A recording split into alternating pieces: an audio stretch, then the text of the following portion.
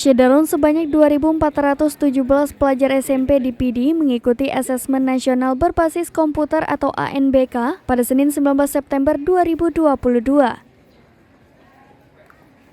Sementara di luar data tersebut juga ada pelajar MTS seluruh PD, tiap sekolah berjumlah 45 anak juga mengikuti ANBK serentak.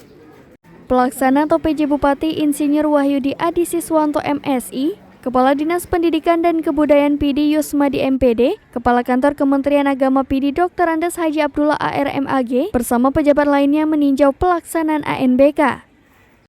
Dua sekolah yang ditinjau adalah SMPN 2 Indrajaya dan MTS 4 Mutiara Timur.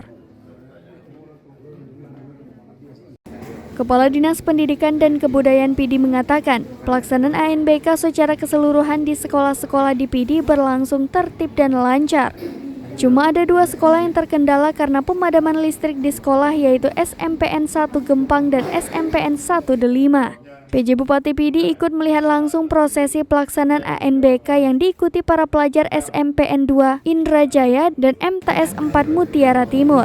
Sementara dalam rombongan peninjau tersebut juga hadir Ketua Majelis Pendidikan Daerah atau MPD Dr. Andes Haji Bukhari Tahir MPD yang juga mantan Kepala Dinas Pendidikan PD.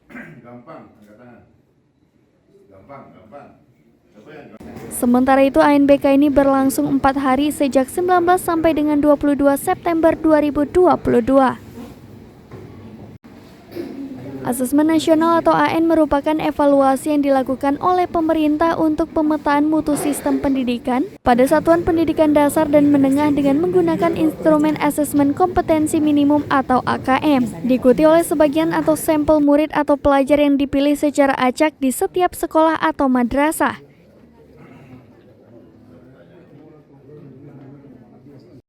Sementara itu, peserta mengikuti ANBK dibagi per gelombang per sesi.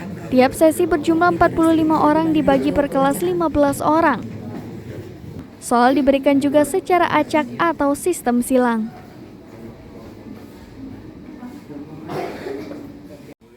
Dari PD, Nurni Hayati, Serambi On TV.